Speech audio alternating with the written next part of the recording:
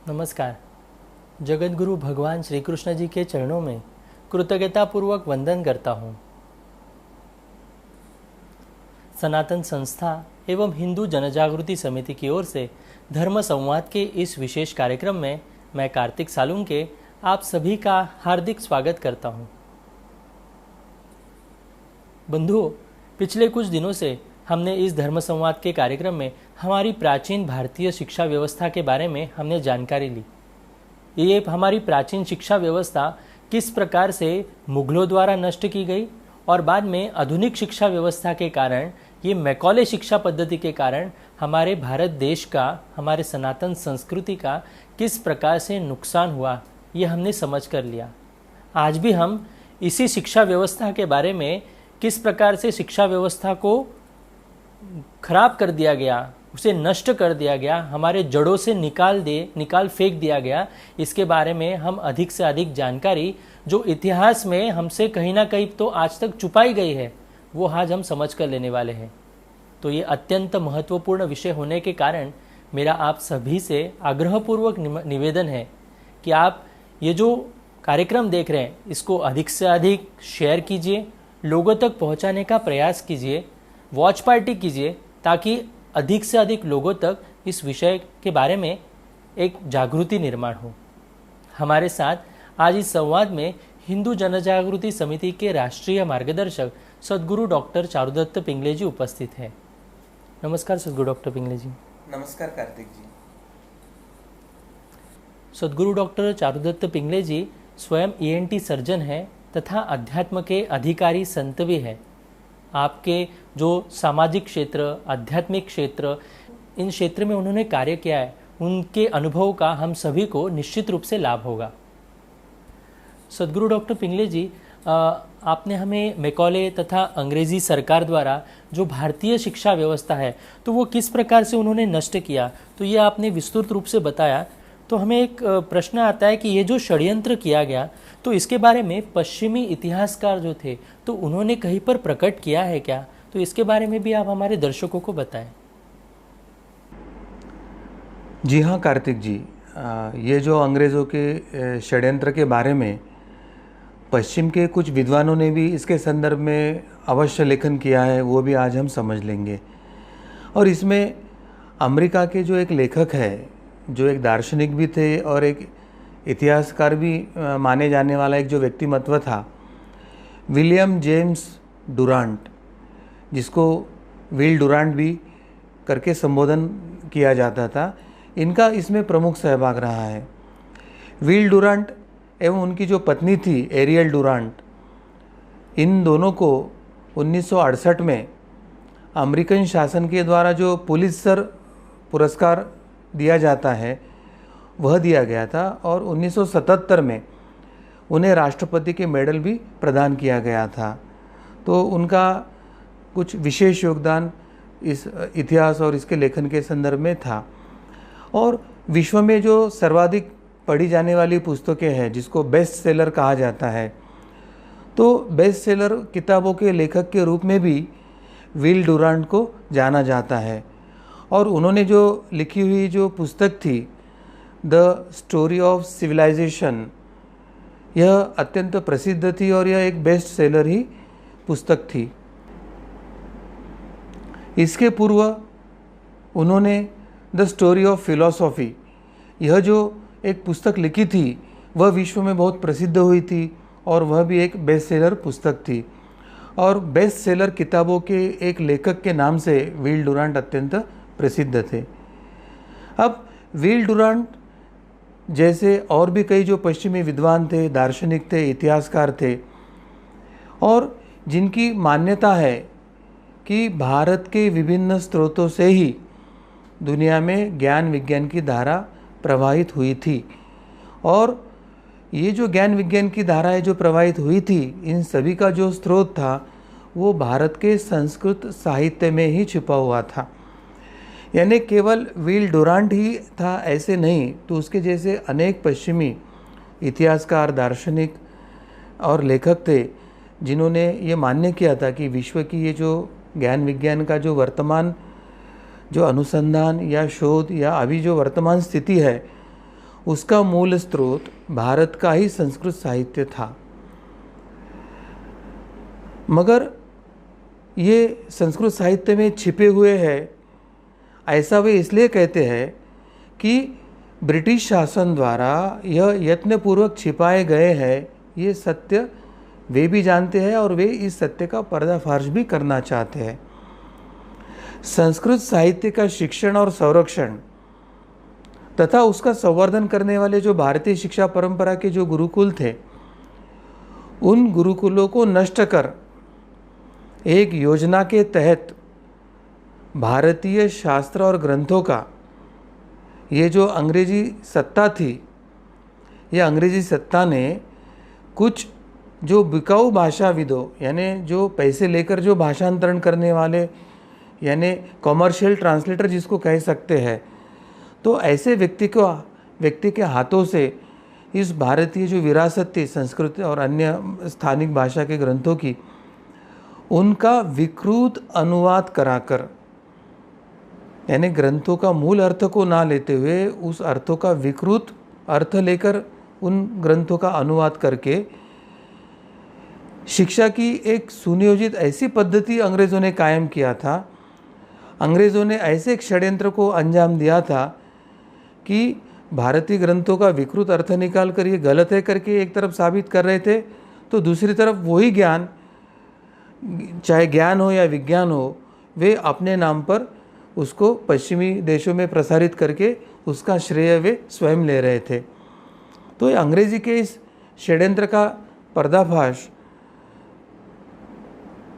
ऐसे विल डुरांट जैसे कुछ तत्वनिष्ठ सत्यनिष्ठ दार्शनिक इतिहासकारों ने निश्चित किया है और इसके संदर्भ में उन्होंने निश्चित लेखन किया है, यह हमें दिखाई देता है। अब ब्रिटिश शासन द्वारा भारत की लूट किस तरह की गई, भारत की मतलब आत्मा की, भारत की एक चरित्र की, भारत के एक आस्था की कैसे हत्या किया है, वह संक्षेप में हम जान लेंगे। विल डुरांट ने 1930 में किताब लिखी थी, द केस फॉर इंडिया, और लेखन के क्षेत्र में निष्पक्ष रूप से लिखी गई इस किताब में उन्होंने विस्तार से यह बताया है कि ब्रिटिश शासन भारत में आने के पहले भारत कैसा था, आर्थिक रूप से कैसा था, शैक्षणिक रूप से कैसा था, ज्ञान विज्ञान के अनुसंधान के संदर्भ में कैसा था, उसकी वैज्ञानिक पारंपरिक विज्ञान का उत्कर्ष कहाँ तक हुआ था, इस संदर्भ में सभी में उसने एक आढ़ावा लेकर वही किताब का लेखन किया था।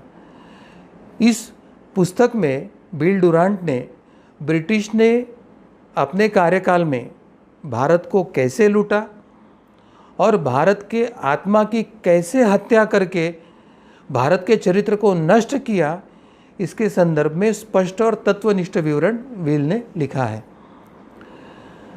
इस पुस्तक के पहले ही पन्ने पर उन्होंने भारत के लिए एक निजी रूप से एक संबोधन जोड़ा था और जो भारत के संदर्भ में उसने लिखा था, उसका जो अनुवाद है वो मैं अभी आपके सामने रख रहा हूँ। विल डुरांट ने लिखा था कि इस अध्याय में मैं यही कहना चाहता हूँ कि भारत के बारे में पुख्ता ढंग से लिखने के मामले में मैं बहुत गरीब सिद्ध हुआ हूँ। किताबें लिखने से पूर्व मैंने स्वयं 2 बार भारत के पूर्व से लेकर पश्चिम की यात्रा किया और उत्तर से लेकर दक्षिण में जो बसे शहर थे उन शहरों को मैंने स्वयं देखा और इसके बाद भारत के विषय में जो जानकारी मेरे पास उपलब्ध हुई और उसका पूर्ण अध्ययन करने के बाद जब मैं भारत के संदर्भ में पुस्तक लिखने के लिए तैयार हुआ तो भारत के संदर्भ में अध्ययन के बाद मैंने यह समझा कि 5000 वर्ष पुरानी यह सभ्यता के सामने मेरा जो ज्ञान है वो ज्ञान अत्यंत तुच्छ और टुकड़े से भरा हुआ है।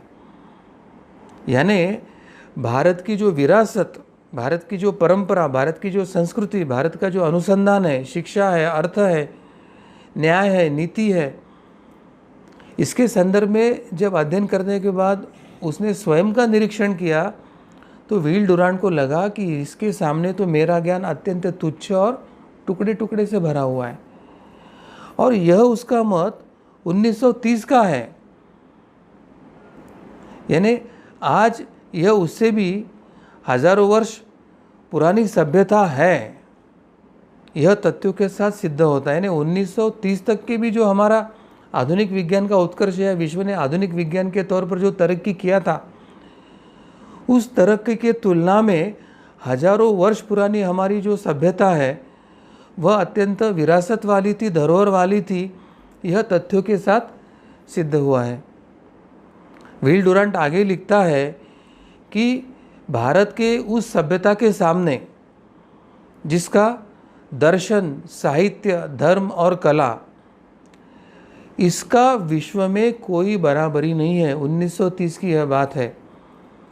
आगे व्हील डुरांट कहता है कि इस देश की जो अंतहीन धनाढ्यता थी,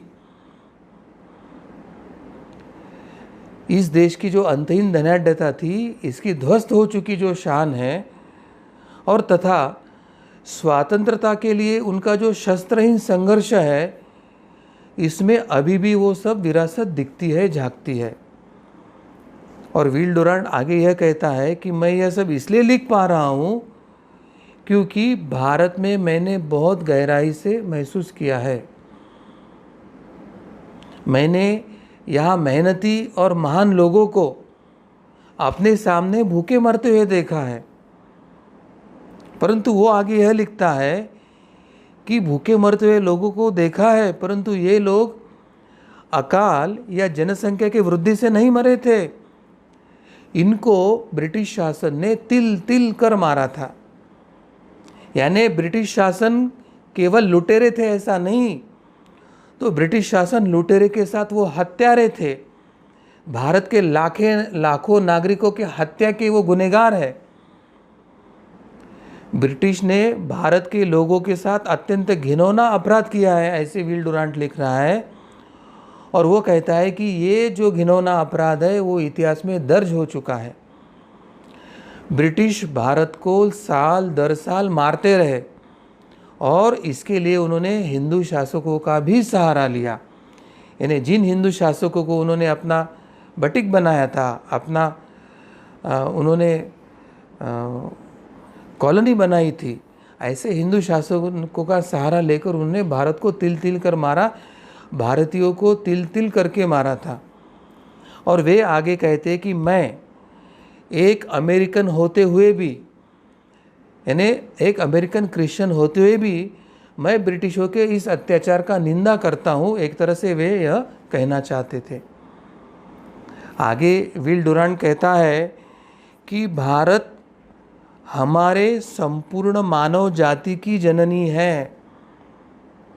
यानी केवल वो भारत की जननी है ऐसा नहीं, वो पूरे विश्व की जननी है।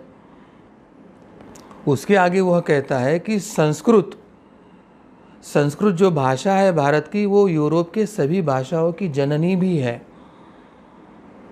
भारत माता हमारे दर्शन शास्त्रों की जननी है।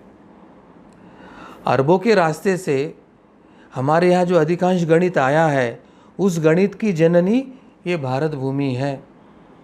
बुद्ध के रास्ते से ईसाईयत में जो अभी निहित जो आदर्शों की जो लिखाण हुआ है, उन सब आदर्शों की जननी भी भारत की भूमि और भारत का दर्शन शास्त्र है।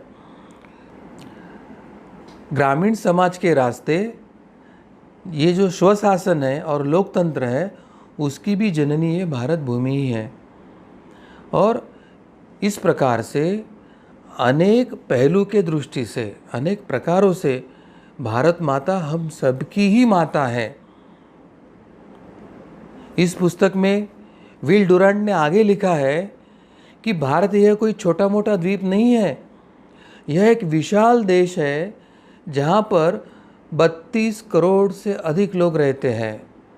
और 32 करोड़ यह जो जनसंख्या है, यह अमेरिका से 3 गुना से भी अधिक जनसंख्या है, ऐसे व्हील डुरांट कहता है। और व्हील आगे यह कहता है कि जब ब्रिटिश भारत में आए तो ये देश भला ही राजनीतिक रूप से कमज़ोर था, परंतु आर्थिक रूप से अत्यंत सक्षम था, बहुत सक्षम था। तिरुचिरापल्ली में जब एक मंदिर के दर्शन हेतु वे जा रहे थे तो विल डुरांट कहते कि मैंने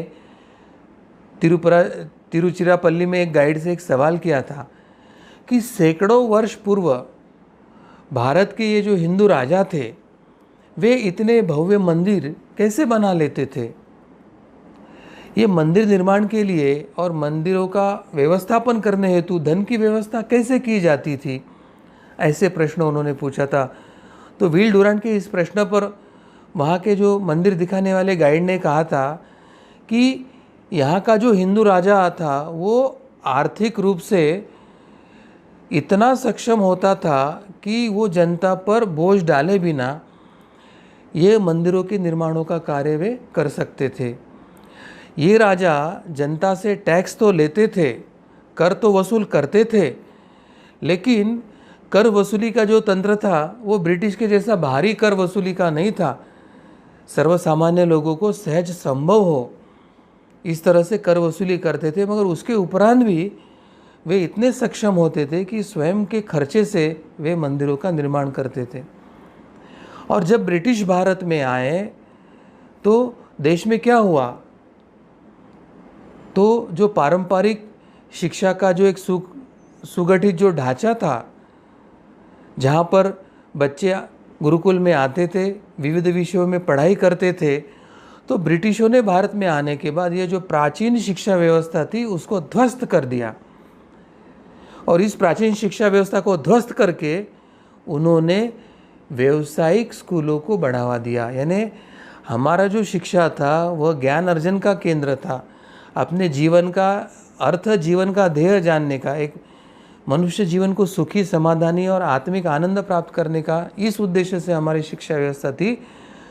उस शिक्षा व्यवस्था को अंग्रेज़ों ने एक व्यावसायिक स्कूलों के इसमें बदल दिया। यानी एक अर्थार्जन के रूप से शिक्षा व्यवस्था भी एक अर्थार्जन करने का साधन बना, और पढ़ना इसलिए कि मुझे धन कमाना है, अर्थार्जन करना है। इस तरह से एक व्यावसायिक दृष्टिकोण से स्कूलों को अंग्रेज़ों ने बढ़ावा दिया था। ब्रिटिश भारत में आने के पहले और ब्रिटिश का शासन भारत में लागू होने के पहले भारत में 7 लाख से भी ज़्यादा गाँवों में स्कूल थे, और ब्रिटिश शासन जब यहाँ लागू हुआ उसके दौरान केवल 7 लाखों से अधिक में से केवल 1 लाख ही गुरुकुल बचे थे। यानी कितने बड़े पैमाने पर करीब 85% स्कूलों को अंग्रेज़ों ने नष्ट कर दिया था। अंग्रेज़ों ने देश की इस प्राचीन शिक्षा व्यवस्था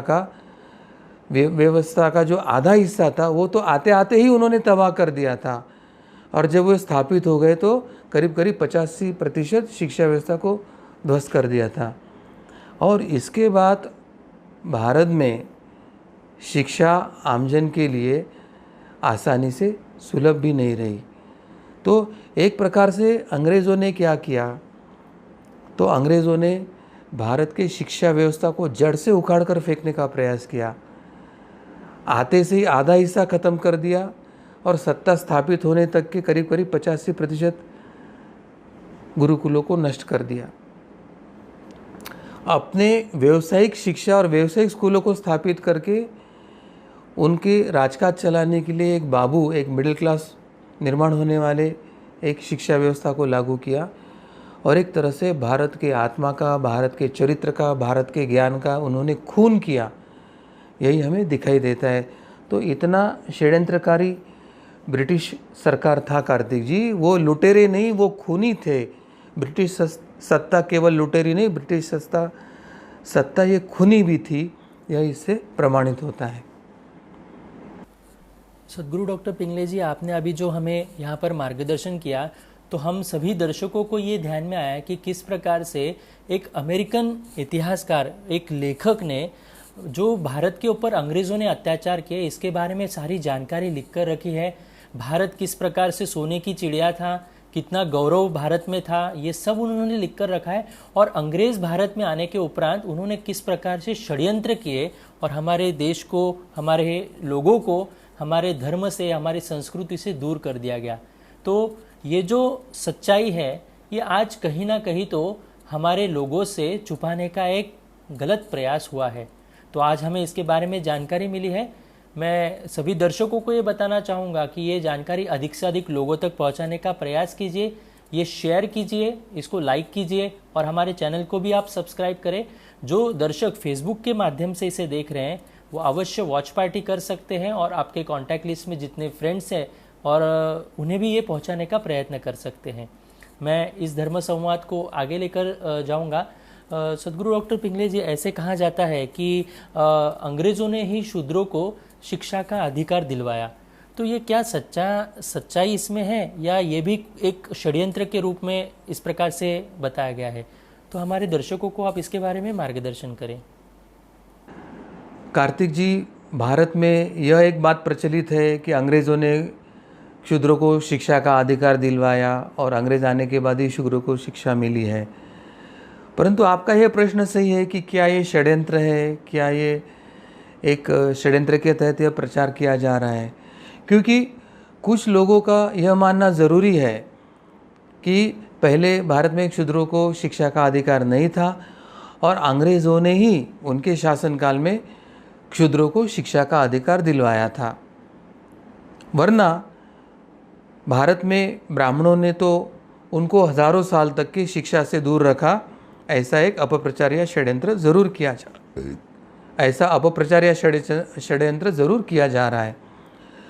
मगर इन विद्वानों को यह बात पता नहीं है, या अगर पता भी हो तो अपनी नीति के समर्थन में लोगों के आंखों में धूल झोंकने के लिए वे ऐसा अपप्रचार कर रहे हैं, ऐसे हमको ध्यान में लेना होगा। इन विद्वानों को शायद यह पता नहीं है, या पता हो भी परंतु वे अपने समर्थकों की आंखों में धूल झोंकना चाहते हैं, क्योंकि जब तक शिक्षा ब्राह्मणों के हाथों में थी तब तक भारत में शिक्षा लेने, शिक्षा ग्रहण करने का हर कोई अधिकारी था। किसी की जात या किसी की इस पर शिक्षा नाकारी नहीं जाती थी। हर बच्चे को उसकी उम्र 5 वर्ष 5 महीने और 5 दिन होने पर उसका गुरुकुल में प्रवेश होता था।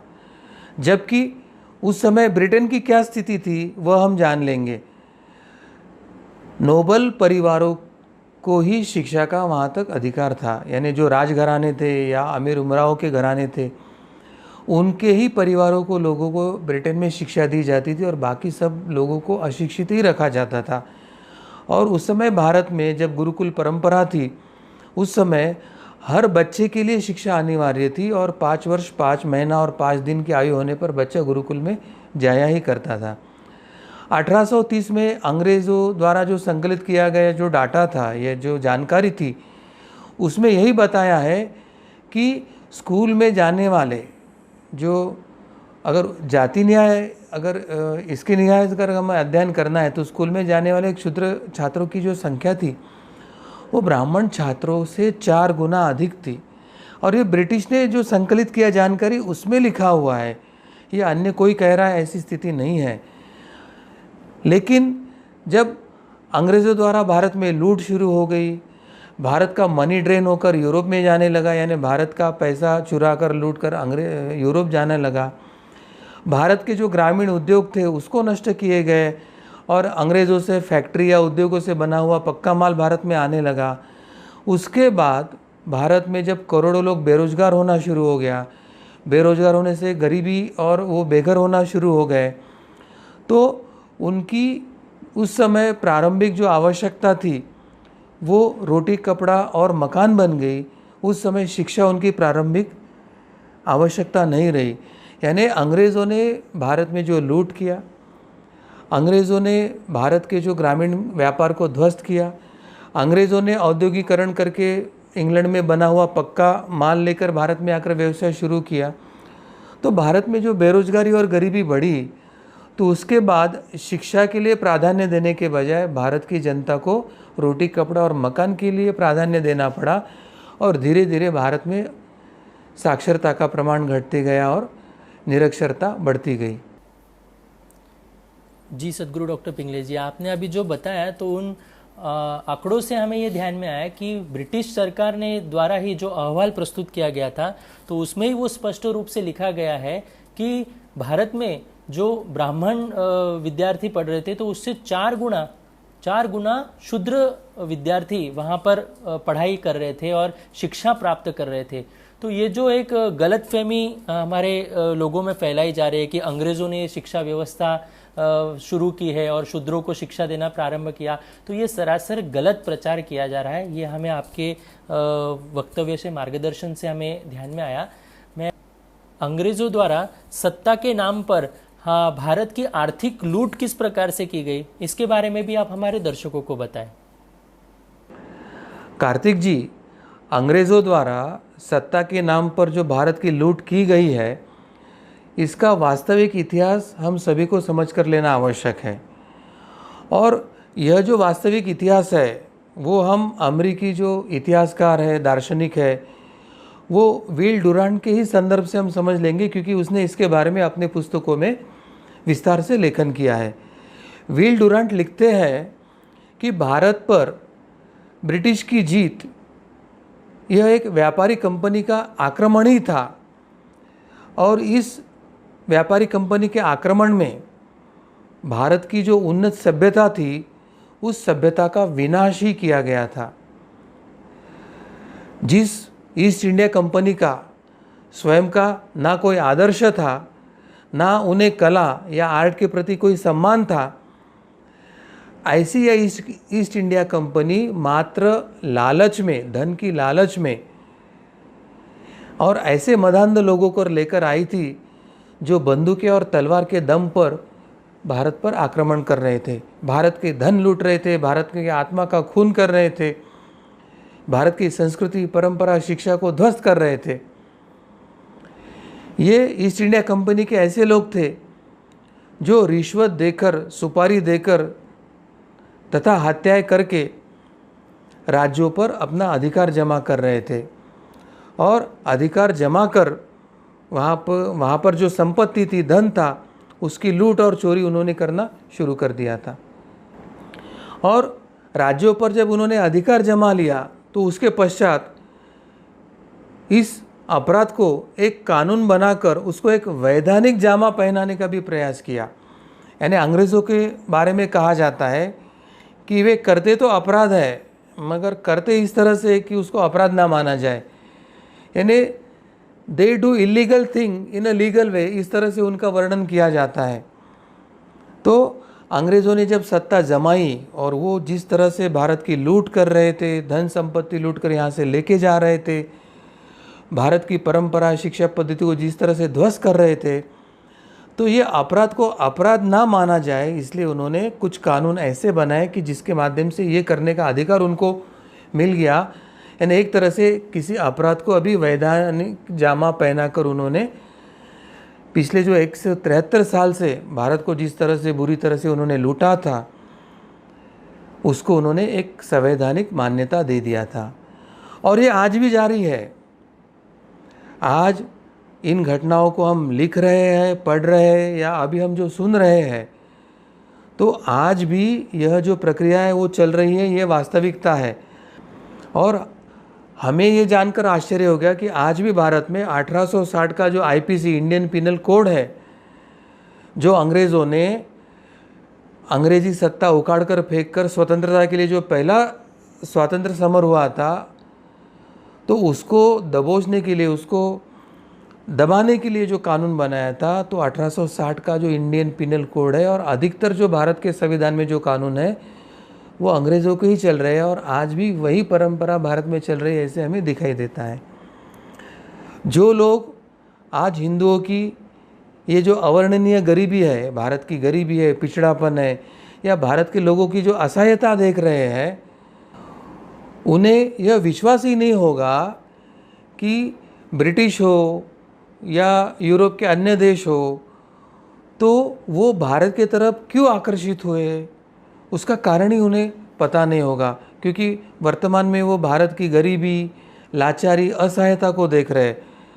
मगर इंग्लैंड और यूरोप के देश भारत के तरफ इसलिए आकर्षित हो गए थे क्योंकि इंग्लैंड और फ्रांस के जो डकैत थे, पायरेट्स थे, मतलब जो समुद्री जहाज पर जाकर आसपास से जाने वाले जहाज़ों को लूटकर धन संपत्ति इकट्ठा करते थे, तो उनको जब यह पता चला कि यह जो सब धन संपत्ति है वो भारत के व्यापारियों की है और भारत की भूमि है, यह धन वैभव हीरे सोना चांदी जड़ जवाहर से समृद्ध है, तो यह जब जानकारी इन समुद्री लुटेरों को मिली तो उसके कारण ये यूरोप के देश भारत की तरफ आकर्षित हुए थे। और ये चाहे वास्को द गामा हो या फिर जो पुर्तगाल से लेके तो अंग्रेज़ है जो भारत में आए हैं, उन्होंने ये धन के आकर्षण के कारण ही वे भारत में पहुँचे थे।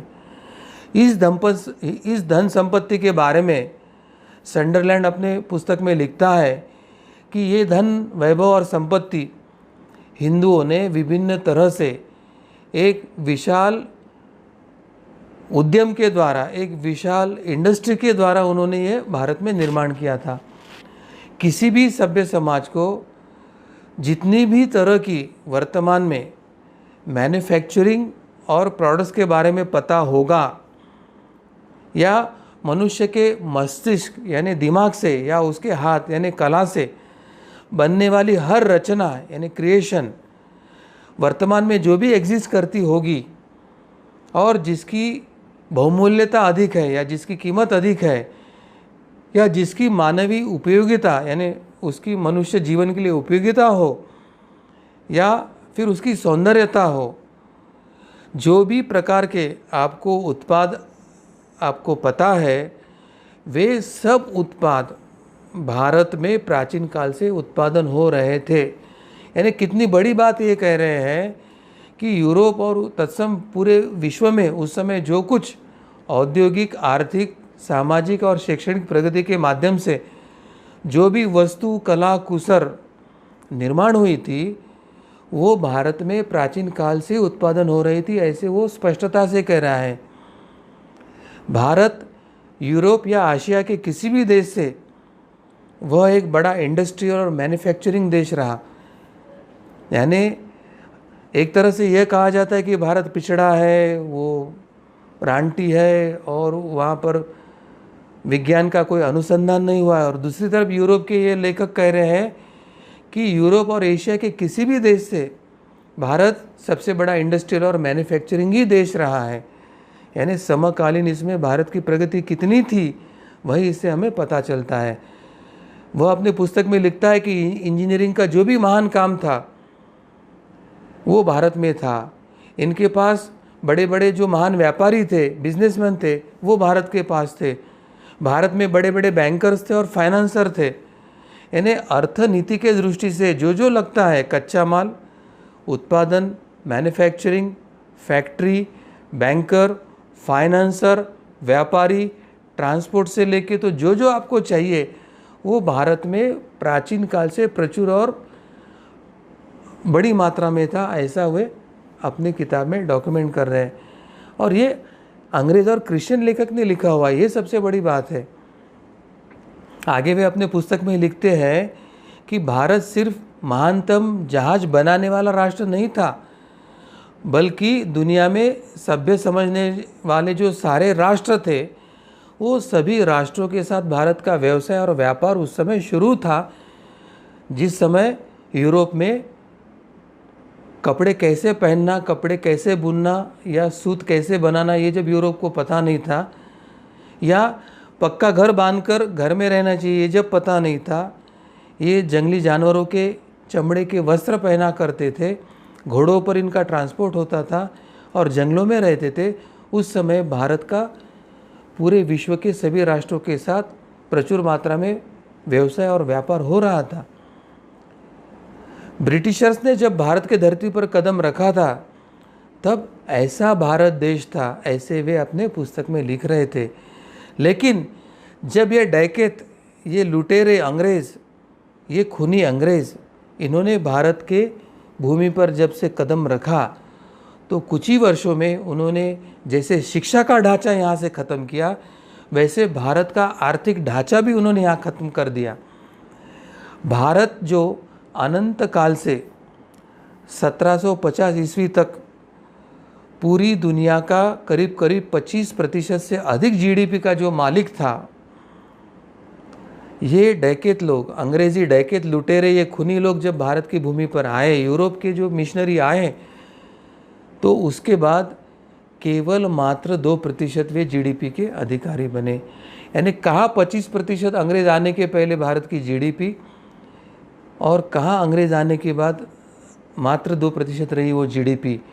और अपप्रचार तो ऐसा हो रहा है कि जैसे अंग्रेज ने आने के बाद भारत में शिक्षा शुरू हुई, जैसे अंग्रेज ने आने के बाद भारत में उत्पाद और औद्योगिकी शुरू हुई, और अंग्रेज आने के बाद भारत व्यापार करना सीखा। और प्रत्यक्ष में ऐसा था कि अंग्रेज आने के पूर्व विश्व की 25% जीडीपी 1725 तक के भारत के हाथ में थी, जो अंग्रेज के हाथ में पूर्ण सत्ता आने के बाद मात्र 2% रही थी। 19वीं ईस्वी में भारत की जीडीपी 25 थी, जो मात्र घटकर 2% ये जो बनी है, यह अंग्रेज़ों की भारत को देन है। यह अंग्रेज़ों का पाप भारत के माथे पर मढ़ा हुआ है। और आज जो भारत की गरीबी है, पिछड़ापन दिख रहा है, भारत का एक भूखमरी जैसा देश दिख रहा है, उसका कारण अंग्रेज़ों का यहाँ पर जो पाँव रखना और भारत के आर्थिक नीति को ध्वस्त करना वही था। यह हमें समझकर लेने की आवश्यकता है। अब अंग्रेज़ों ने कैसे लूटा, अंग्रेज़ों ने कैसे डकैते डाला, अंग्रेज़ों ने कैसे भारत को कंगाल किया, उसके संदर्भ में अभी हम कुछ आंकड़े अभी देख लेंगे। ब्रिटिश ने भारत को 200 साल में अत्यंत लूटा है। वे भारत में आए, अरबों की संपत्ति लेकर हर वर्ष वो यहाँ से अपने देश में लेके जाया करते थे।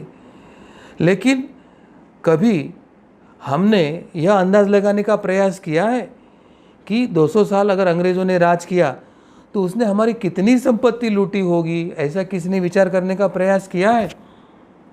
मैं निश्चित कहता हूँ कि किसी को यह विचार करने के लिए फुर्सत नहीं मिली होगी, क्योंकि अंग्रेज़ों के कारण ही हमारी प्रगति हो रही है, अंग्रेज़ों के कारण ही हमारे देश में शिक्षा आई है, अंग्रेज़ों के कारण ही हमारे यहाँ मिशन हॉस्पिटल्स आए हैं। ऐसे जो दिमाग में भर के पाश्चात्य को गुलामी मानसिकता बनाकर जो हमारे काले अंग्रेज़ 1947 के बाद जिनके हाथ में सत्ता आई थी, वो काले अंग्रेज़ों ने जो ये हमारे मन में भर के रखा है, उसके कारण किसी भी भारतीय ने 200 साल में अंग्रेज़ों ने भारत से कितना धन लूट के लेके गया इसका विचार ही नहीं किया। ये सत्य है। मगर आपने यह तो सुना होगा ना कि भारत को सोने की चिड़िया कहा जाता था। और फिर ब्रिटिश शासन आने के बाद जब उन्होंने भारत से काफ़ी धन भारत से लूट के लेके गया, तो वैसे इसका तो अंदाज़ लगाना हमें काफ़ी मुश्किल ही है, क्योंकि उस समय हमारे पास इसकी लिखाण या नोंद या उसका नोटिंग करना हमारे पास उस समय व्यवस्था नहीं थी। लेकिन एक प्रसिद्ध अर्थशास्त्री है उत्साह पटनायक। इस अर्थशास्त्री ने यह बात ज़रूर बताई है कि अंग्रेज़ों ने भारत से संभवित कितनी रकम लूटकर यहाँ से लेके गए, अंग्रेज़ों ने भारत पर कितने रकम का डाका डाला होगा, इसके बारे में उसने संभवित रकम हमें ज़रूर बताई है। ये जो कॉलोनाइज्ड भारत था, यानी अंग्रेज़ों का औपनिवेशक जो भारत था, और ब्रिटेन के बीच राजकोषीय संबंधों पर, यानी इकोनॉमिक जो हमारे संबंध थे, इस पर एक शोध करने वाली जानी मानी अर्थशास्त्री जिसका नाम उत्साह पटनायक था, उसने अपना एक प्रबंध इस पर लिखा है। और इस निबंध में वह लिखती है कि ब्रिटिश शासकों की ओर से भारत में जो लूटे गए खजाने हैं, इन लूट की वजह से भारत की अर्थव्यवस्था पर काफ़ी असर पड़ा था।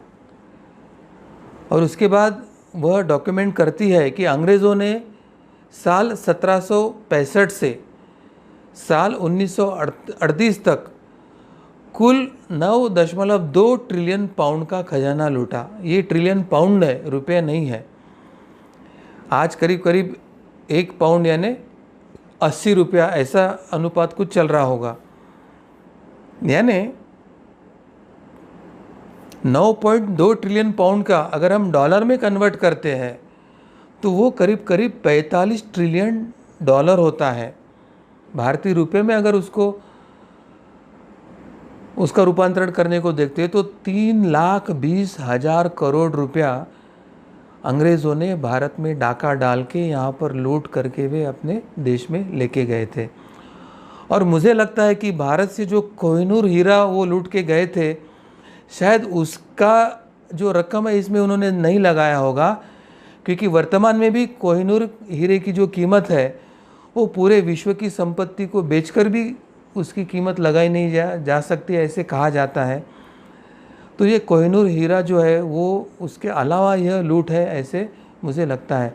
उत्साह पटनायक ने अपने इस निबंध में जो कोलंबिया यूनिवर्सिटी ने प्रकाशित किया है उसमें आगे लिखा है कि अंग्रेज़ों ने भारत को लूट कर बर्बाद कर दिया, और आज जो हमें अंग्रेज़ों की जो शान शौकत दिख रही है वे भारत के जो लूटे हुए संपत्ति लेके गई उस संपत्ति के आधार पर उनकी शान शौकत चल रही है।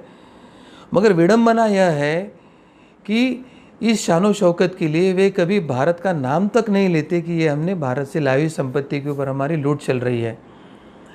अंग्रेज़ों द्वारा प्राचीन भारत की जो शिक्षा व्यवस्था को नष्ट कर देने के साथ जो भारत में धन की लूट किया है और भारत की अर्थव्यवस्था को समाप्त कर दिया है, इन प्रयासों के कारण आज भारत में एक प्रकार से गरीबी और दुर्बलता छाई हुई है।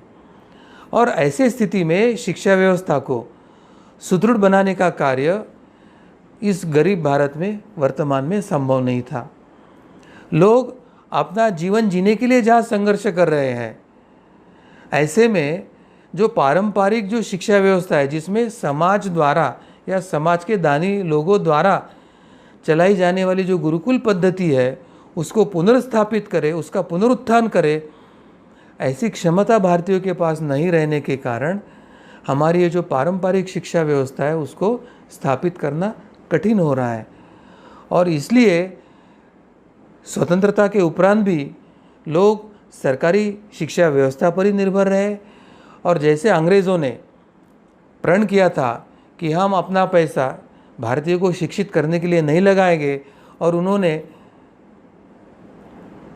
निजी शिक्षा व्यवस्था को लागू किया, तो स्वतंत्रता के उपरांत सरकारी शिक्षा व्यवस्था पर भारतीय को निर्भर रहते समय निजी शिक्षा व्यवस्था पर भी भारत को निर्भर होना पड़ा। और निजी शिक्षा ये केवल जिनके पास धन है उनके लिए सुविधाजनक हुई थी, और उसके कारण सर्वसामान्य जो भारत के लोग हैं वो अनपढ़ और निरक्षर ही रहने लग गए थे। तो अंग्रेज़ों ने जो भारतीय शिक्षा व्यवस्था को ध्वस्त करने के लिए जो नीति का उपयोग किया था, वही नीति 1947 के बाद के सरकारों ने, काले अंग्रेज़ों ने जारी रखने के कारण अंग्रेज़ों के षड्यंत्र को वे मान्यता दे रहे थे, उनमें सहभागी हो रहे थे, और भारत को ध्वस्त करने की परंपरा ये काले अंग्रेज़ों ने आगे शुरू रखी थी। ये भारत का सबसे बड़ा दुर्दैव है। जितना नुकसान अंग्रेज़ों ने अपने शासनकाल में 1947 में किया, उससे अधिक 100 गुना नुकसान जिनको हम अपना सरकार कहते थे, स्वतंत्रता के बाद जिनको हम अपना मानते थे, ऐसे काले अंग्रेज़ों ने अपने ही जनता को, नागरिकों को भ्रमित और भ्रम में रखकर गुमराह करके अंग्रेज़ों की नीति चालू रखने के कारण स्वतंत्रता के बाद जो नुकसान हुआ वो अंग्रेज़ों के नुकसानों से 100 गुना अधिक हुआ। ऐसे हमें समझ कर लेने की आवश्यकता है। अब समय आया है कि अंग्रेज़ों ने ये लूट और डकैती किया है, उसका हिसाब और जवाब हमको अंग्रेज़ों को मांगना पड़ेगा। जिस तरह पोप दुनिया में घूम घूम कर अपने पापों का जो जिनोसाइड किया उसके बारे में क्षमा मांग रहे हैं, वैसे जैसे पोप को भारत में जो मिशनरियों ने जिनोसाइड किया उसके बारे में, धर्मांतरण किया उसके बारे में जैसे उसको शिक्षा मिलने के लिए, उसने क्षमा मांगने के लिए हमको बाध्य करने की आवश्यकता है, वैसे अंग्रेज़ों ने जो भारत में लूट, आर्थिक लूट किया, शिक्षा व्यवस्था ध्वस्त किया, हमारी संस्कृति परंपरा को ध्वस्त किया, हमारे प्राचीन ज्ञान विज्ञान को अपने नाम पर प्रसिद्ध करके पूरा श्रेय ले लिया, तो इसके लिए अंग्रेज़ों को क्षमा मांग के उनसे कॉम्पनसेशन मांगने का समय अभी आ रहा है। हम सबको अभी संगठित होकर गत 200 वर्ष के अंग्रेज़ों के शासनकाल में और उसके पहले 600-700 वर्ष जो मुग़लों का शासनकाल था उसमें जो हुई लूट और अत्याचार है उसका जवाब मांगने की अभी समय आया है। भारत के प्रशासन, भारत का सरकार, भारत की न्याय व्यवस्था और भारत की जनता, इन सबको इसके बारे में सत्य अवगत कराकर, उनको संगठित कराकर पुनश्च प्राचीन भारतीय परंपरा शिक्षा व्यवस्था को स्थापित करने की आवश्यकता है और अंग्रेज़ों से हमारी जो लूट लेके गई वो धन संपत्ति हमें वसूल करने की आवश्यकता है। यह सभी अभियान हमको आने वाले दिनों में लेना पड़ेगा। आइए हम सब संगठित होंगे, ईश्वर के चरणों में शरण जाएंगे। संवैधानिक मार्ग से हम अपनी मांगे प्रशासन, शासन, सरकार के सामने रखेंगे, उनका प्रबोधन करेंगे, आम जनता का प्रबोधन करेंगे और ज्ञान शक्ति और समाज के एकता के बल के आधार पर एक भारत के पुनरुत्थान प्रक्रिया को जागरूक करेंगे। भारत को हिंदू राष्ट्र घोषित करने के अभियान को हम जागरूक करेंगे। भारत को विश्वगुरु बनाने के अभियान को हम जागरूक करेंगे। भारत का पुनश्च गत वैभव, परंपरा और गौरवशाली उसका जो इतिहास है उसको जागरूक करके स्थापित करने के अभियान में हम जुड़ेंगे और ईश्वर हमें इस कार्य के लिए यश दे, यही प्रार्थना करते हुए आज मैं मेरे वाणी को यही विराम देता हूँ। सभी को नमस्कार।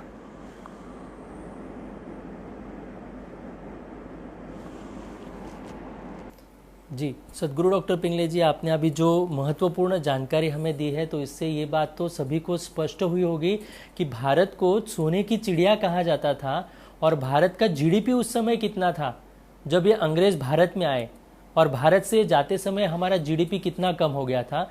तो कितना भर भर कर ये लूट कर हमारे देश से सोना और सारी संपत्ति लेकर गए हैं, यह हमें आज यहाँ पर आंकड़ों के साथ यहाँ पर सद्गुरु डॉक्टर पिंगले जी ने बताया है। तो ये सत्यता ये केवल हमने सुनी थी, पर प्रत्यक्ष में आज आंकड़ों के साथ हमारे आज सामने आई है। तो मैं सभी दर्शकों को ये बताना चाहूँगा, भारत एक समय में वैभवशाली संपन्न देश था, राष्ट्र था। आज पुनः हमें भारत को यह वैभवशाली राष्ट्र बनाना होगा। इसके लिए जो आधुनिक शिक्षा व्यवस्था है, इसके जगह पर हमारी प्राचीन शिक्षा व्यवस्था, हमारी गुरुकुल शिक्षा व्यवस्था को हमें फिर से यहाँ पर भारत में स्थापन करनी होगी।